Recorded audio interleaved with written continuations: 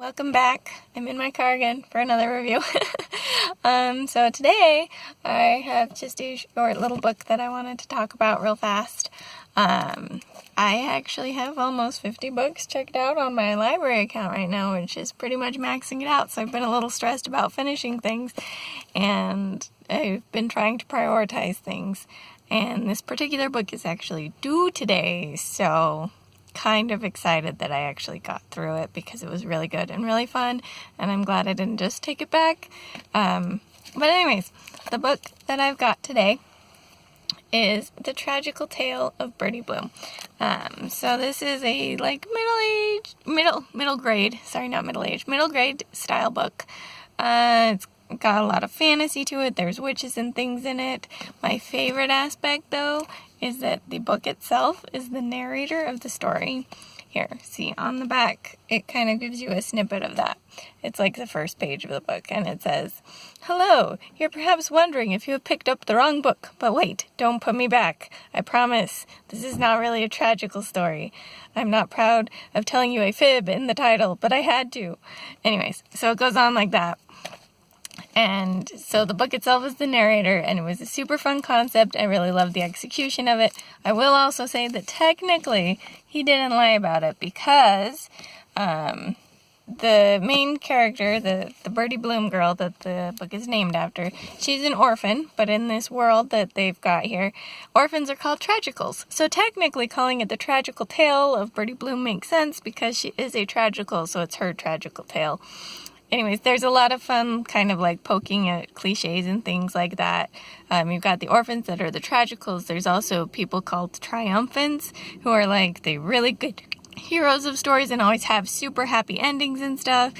The book makes a point at one point that the commoners actually have it the best because they don't have a guaranteed tragic end like a tragical, or a guaranteed happy ending like a triumphant.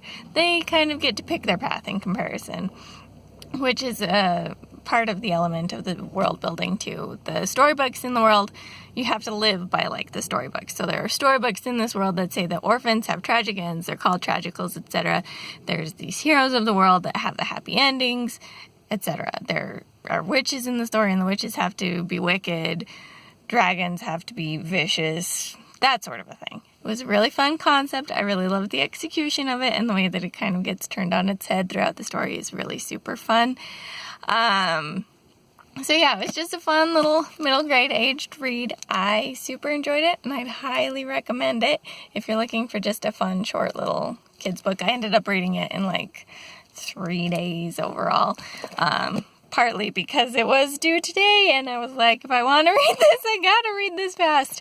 But also just because it was a really good fast read. So that's kind of my thoughts on that. I think that's all the major points I wanted to talk about with it, but I just wanted to throw a review out there for it because it was really fun and I had a lot of fun with it.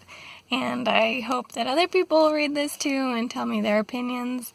I don't know if this book has a sequel. It kind of ended in a way that it could have a sequel. At the same time, it was one of those endings that the few ambiguous questions that were left I didn't really feel like needed to be explained. So I don't mind if it doesn't have a sequel.